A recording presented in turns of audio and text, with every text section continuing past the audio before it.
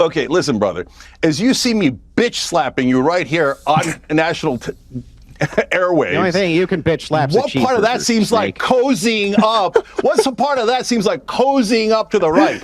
I think you're an idiot. I think you love that coup on January 6th. I think you hate our democracy. I think you hate our Constitution. So what part of that is cozying up to the right wing? Bitch? I hate snakes like you who try to get in as good as you can with a weak right like Charlie Kirk when you have weaponized political violence yourself. Oh, Charlie Kirk is weak right and you're strong right. At the same time, at the same time, you say, "Wait a second! Oh, I can't believe the J6ers coup d'etat. You didn't give a damn. You've never given a damn. We have your words on record. You flip-flopped. You're the biggest flip-flopper on the left. You're known for it.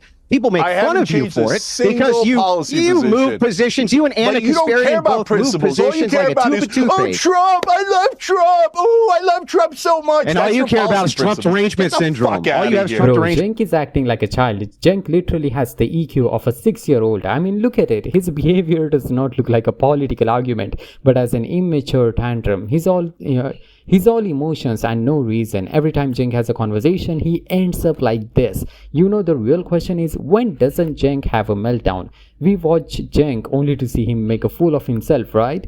The first person to get angry and use an insulting language in a debate is the one that loses, and Cenk is always the first person. Display. But wait a minute. Time out. I gotta say one thing. Piers, I gotta say one thing. How can you say that I'm cozying up to the right and say I have Trump derangement syndrome? All right. Make up your mind. You're a very poor thinker. We watched the entirety of his entire first term. You were Russia. He's a colluder. He's evil. He's this and that. And he flip-flopped on that position the second it was politically expedient. Okay. Let me try and... None of those things are true. Andrew is dropping truth bombs here. Cenk is like the most hypocritical person you can come across because he's the guy who is from the left and claims to be against the right only to be giving hints as to being a part of the right because the left rejected him, and basically making a lot of self-contradictory statements. I mean, it makes absolutely no sense, but it might start making sense if we really look at his mindset and his psychology. Cenk doesn't seem to care about being reasonable or being on the left or being on the right. All he cares about is getting views and getting lots of public attention, and even if it means him making a fool of himself. I mean, just look at the following clip. How is he bragging about his own subscriber count? Getting beat up, you didn't care when the violence is on your side like a typical Democrat. You don't care at all, Cenk. You don't care.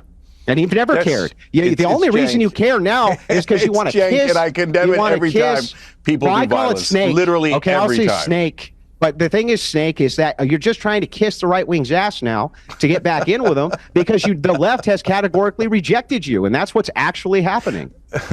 Cenk, is that what's happening? All right, you amuse me. Yeah, this guy amuses me. So, like, you think calling me Snake is going to somehow win you the debate? Good luck with that childish. I already won the debate. Way of going. Oh, you did because you said it. Okay, that, by the way, another great debating tactic. Just saying you won. And second of all, we have 27 million. How many times do I have to say this? 27 million subscribers, 30 billion lifetime views. You're a pimple on my ass. I literally don't even know who you are. So you come in here talking about audience?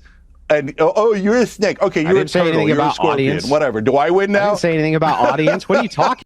Look at how Cenk instantly tries to move the topic from him being a snake to him having millions of subscribers. I mean, he just highlighted his view count as a reason why he's winning an argument, which shows that he only speaks on the issues the way he does is for views. I can clearly see this as an admission that his positions are just for popularity and money.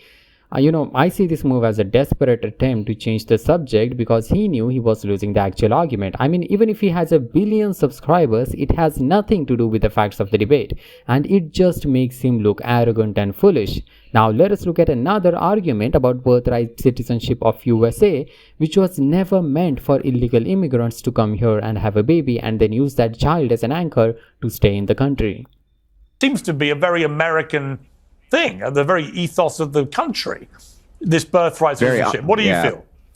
It's a very un-American thing. The 14th, this was never, by the way, never set up so that people could come in have a baby and then anchor themselves to the child. And that's what's been going on. And it's been going on for years. We know it's been going on for years. This was designed for things like for immigrants who came in legally. They have children here. Of course, those are United States citizens. Nobody's disputing that. What we're disputing is that you can just come in illegally, have a child on American soil, and then try to anchor yourself to that child. That is not in the spirit of what we're even talking about. Of course, Trump wants to end it. It's bad policy across the board. It's always been bad policy across the board. And I hope the Supreme Court, it gets challenged by the Supreme Court so we could get it in front of them so that they can interpret it correctly, because that's not the way this is supposed to be applied. Cenk?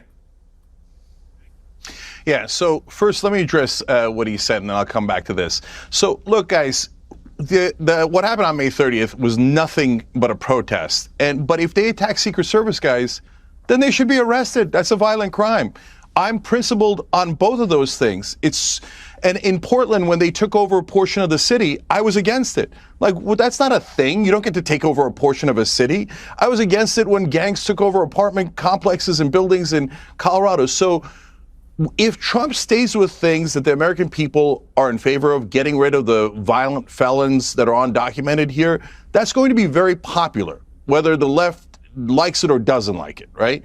But when he goes too far and he goes to things like birthright citizenship, then people are going to push back. And that's when it gets interesting.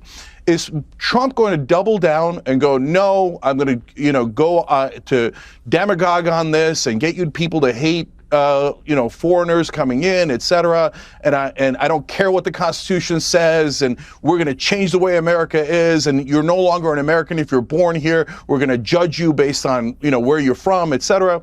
That'll be very unpopular. Does he dig in, or does he, as he does sometimes, go, man, you know what? I gave it a shot, didn't work, and retract? I hope that that's the direction he goes, because this whole look, brother, if you have a problem with a part of the Constitution, you need to go through the right process. You need to go and do an amendment. Like, I want to do an amendment to get money out of politics. But when Biden was in office, I didn't think he should just come in and go, forget what the Supreme Court said. Forget what the Constitution said. Let's go nuts and do whatever the hell we want. That's not how. Andrew starts off calm and logical. He argues that birthright citizenship was never meant for illegal immigrants to come here and have a baby and then use that child as an anchor to stay in the country. He says it was intended for the children of legal immigrants, and he wants the Supreme Court to look at the issue and interpret the law correctly. But Cenk immediately tries to change the subject, and he doesn't really defend the idea of anchor babies. Instead, he starts talking about protests, violent felons, and then attacks Trump. He claims that Trump is trying to demagogue the issue and ignore the Constitution. He says if you want to change the Constitution, you have to pass an amendment. Andrew is making a solid point based on the spirit and intent of the law, and Cenk, on the other hand, is all over the place.